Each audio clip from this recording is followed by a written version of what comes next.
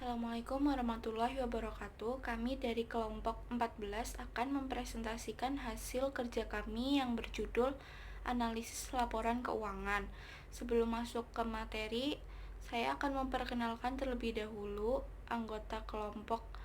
Yang pertama ada saya sendiri, Najmuna Nurin Gaisani, NIM 323, dan dua rekan saya ada Anggi Purnama NIM 313 dan yang terakhir Senggi Pangkio NIM 318. Yang pertama, pengertian analisa laporan keuangan. Analisis laporan keuangan adalah suatu proses penelitian laporan keuangan beserta unsur-unsurnya yang bertujuan untuk mengevaluasi dan memprediksi kondisi keuangan perusahaan atau badan usaha, juga mengevaluasi hasil-hasil yang telah dicapai perusahaan atau badan usaha pada masa lalu dan sekarang. Analisis terhadap laporan keuangan suatu perusahaan pada dasarnya karena ingin mengetahui tingkat keuntungan, tingkat resiko, dan tingkat kesehatan suatu perusahaan. Analisis semacam ini mengharuskan seorang analis untuk melakukan beberapa hal. Yang pertama, menentukan dengan jelas tujuan analisis. Yang kedua, memahami konsep-konsep dan prinsip-prinsip yang mendasari laporan keuangan tersebut. Yang ketiga, memahami kondisi perekonomian dan kondisi bisnis lain pada umumnya yang berkaitan dengan perusahaan dan mempengaruhi usaha perusahaan. Sebelum melakukan analisis, seorang analis harus memahami ketiga langkah di atas, baru kemudian melakukan analisis dengan menggunakan alat-alat analisis seperti rasio-rasio keuangan atau rasio-rasio lainnya. Arti penting laporan keuangan. Laporan keuangan dibuat untuk mengetahui gambaran tentang posisi suatu keuangan pada perusahaan serta hasil-hasil yang diperoleh perusahaan. Laporan keuangan pada dasarnya adalah hasil proses akuntansi yang dapat digunakan sebagai alat komunikasi data keuangan antara pengelola perusahaan dengan pihak-pihak yang berkepentingan dengan data-data tersebut. Tujuan analisis laporan keuangan. Yang pertama, sebagai pembanding dengan entitas lain yang sejenis mengenai hasil yang berhasil mereka raih. Yang kedua, melakukan penilaian terhadap kinerja manajemen perusahaan. Yang ketiga, mengetahui berbagai macam langkah perbaikan di masa yang akan datang berdasarkan hasil analisis terhadap posisi keuangan. Yang keempat, mengetahui berbagai kekuatan atau potensi yang dimiliki oleh perusahaan. Yang kelima, mengetahui berbagai kelemahan atau kekurangan yang dimiliki oleh perusahaan.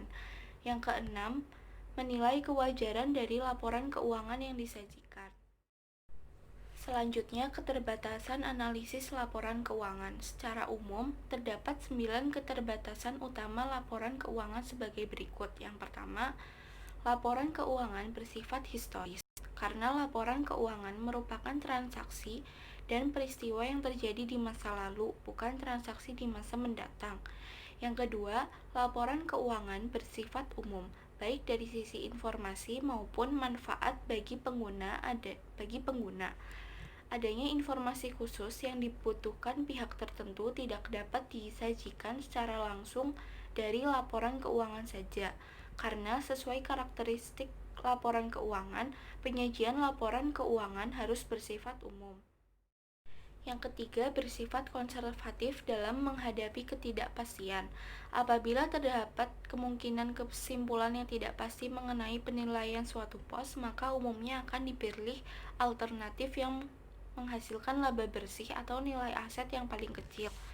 Lebih menekankan pada penyajian suatu peristiwa atau transaksi sesuai substansinya dan realitas ekonomi daripada bentuk hukumnya atau formalitas. Yang kelima, disusun menggunakan istilah-istilah teknis dan pemakai laporan keuangan diasumsikan memahami bahasa teknis akuntansi dan sifat dari informasi yang dilaporkan. Yang keenam, tidak luput dari penggunaan berbagai pertimbangan dan taksiran.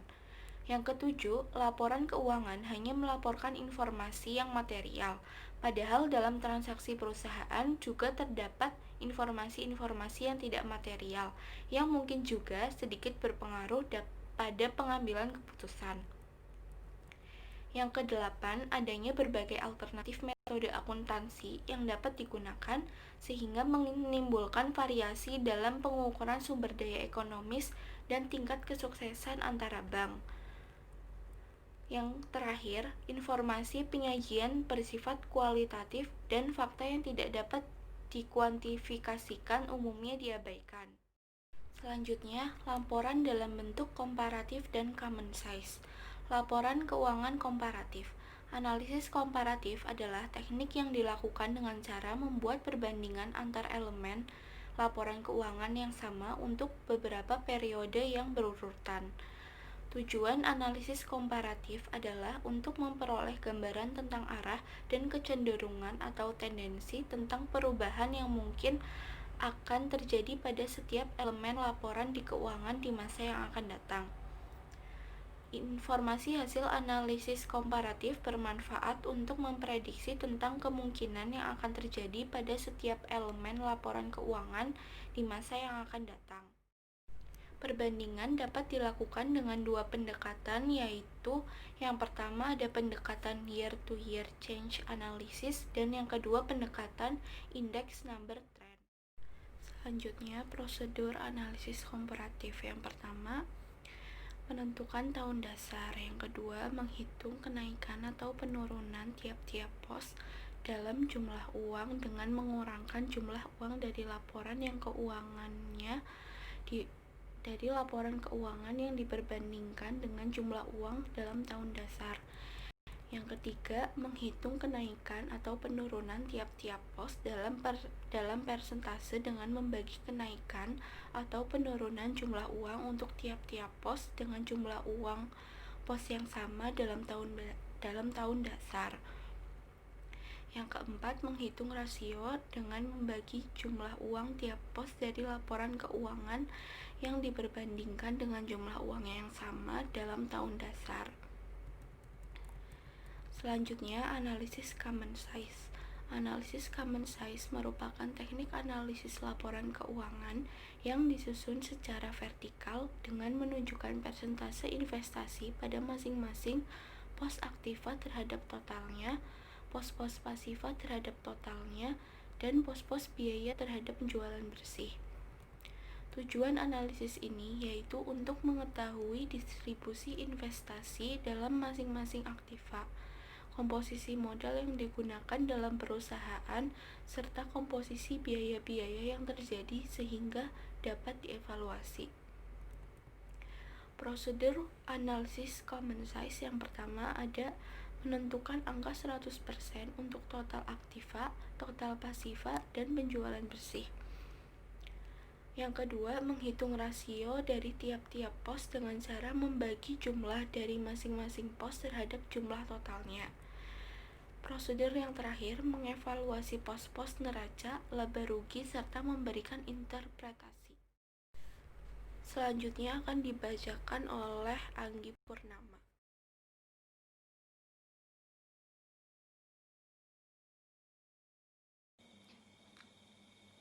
Selanjutnya ada analisis rasio pemegang saham biasa.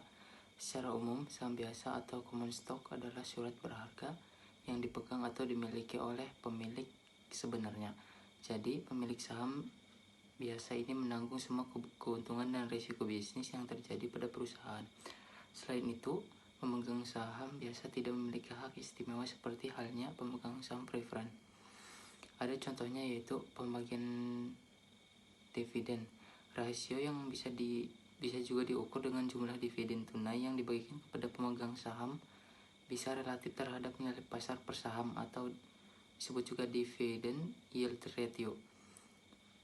Rasio ini digunakan oleh investor untuk menunjukkan bagaimana investasi saham mereka menghasilkan arus kas dalam bentuk dividen atau kenaikan nilai aset dari apresiasi saham.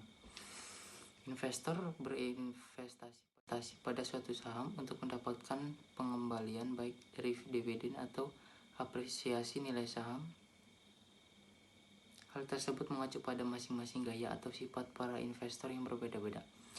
Beberapa perusahaan memilih untuk membayar dividen secara teratur untuk memacu minat investor. Saham-saham ini sering disebut saham pendapatan atau income stock. Perusahaan lain memilih untuk tidak mengeluarkan dividen yang menginvestasikan kembali uang ini dalam bisnis. Saham-saham ini sering disebut saham pertumbuhan atau growth stock.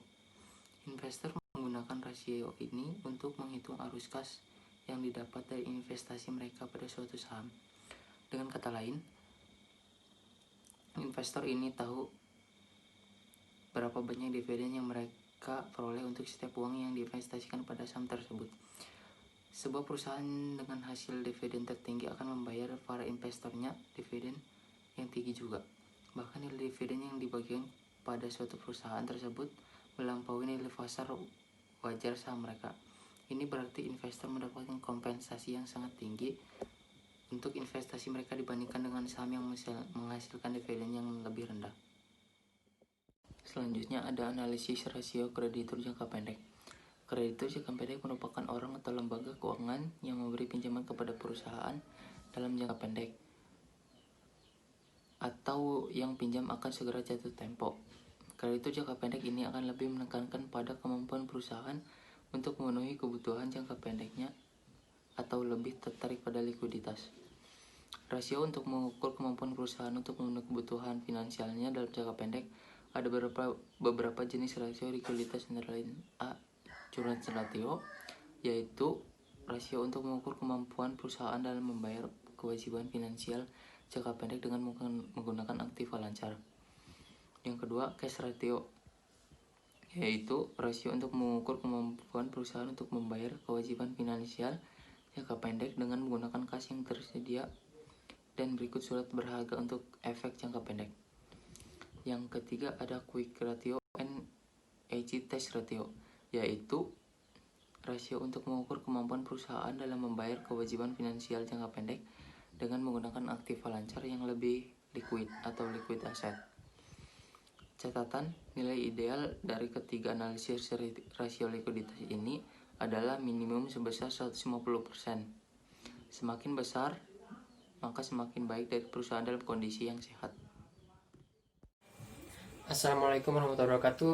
Perkenalkan, nama saya Sengeng Panggio, NIM 8180-2010-318. Langsung saja ke materi berikutnya mengenai analisis rasio kreditur jangka panjang.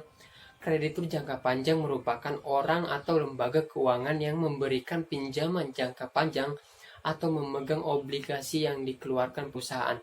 Kreditur jangka panjang akan melakukan pada kelangsungan pembayaran bunga maupun pokok pinjaman. Mereka lebih menekankan pada likuiditas, solvabilitas, dan profitabilitas. Rasio untuk mengukur seberapa besar kemampuan perusahaan memenuhi semua kewajiban finansial jangka panjang. Ada beberapa jenis rasio ini, antara lain A. Total debt to asset ratio. Rasio untuk mengukur kemampuan perusahaan dalam menjamin hutangnya dengan sejumlah aktiva yang dimilikinya. Rumus menghitung total debt to asset ratio. Total debt to asset ratio sama dengan total hutang dibagi total aktiva dikali 100%.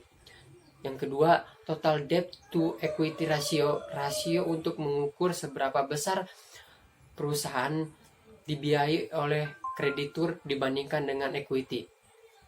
Rumus menghitung total debt to equity ratio, yaitu total debt to asset ratio sama dengan total hutang dibagi modal sendiri dikali 100%. Catatan dalam rumus ini, semakin tinggi nilai presentasi rasio solvabilitas ini adalah semakin buruknya kemampuan perusahaan untuk membayar kewajiban jangka panjangnya. Maksimal nilainya adalah 200%. Untuk selanjutnya yaitu kesimpulan. Analisis laporan keuangan merupakan pemeriksaan keterkaitan angka-angka dalam laporan keuangan dan tren angka-angka dalam beberapa periode. Tujuan analisis laporan keuangan adalah mengevaluasi kinerja dari suatu perusahaan. Hasil akhir dari kegiatan akuntansi adalah laporan keuangan yang digunakan oleh perusahaan ataupun pihak yang berkepentingan terhadap laporan keuangan tersebut. Sehingga perlu dibuat analisis laporan keuangan dan perusahaan untuk membantu dan mengendalikan perusahaan atau memberikan gambaran situasi keuangan pada pihak yang berkepentingan seperti para pemegang saham, kreditur, pemerintah, dan pihak lainnya. Dengan adanya analisis laporan keuangan, maka dapat dilihat hasil kegiatan perusahaan dalam satu periode. Analisis common sense adalah analisis yang disusun dalam laporan laba rugi dan neraca menjadi proporsi dari total penjualan atau dari total aktiva.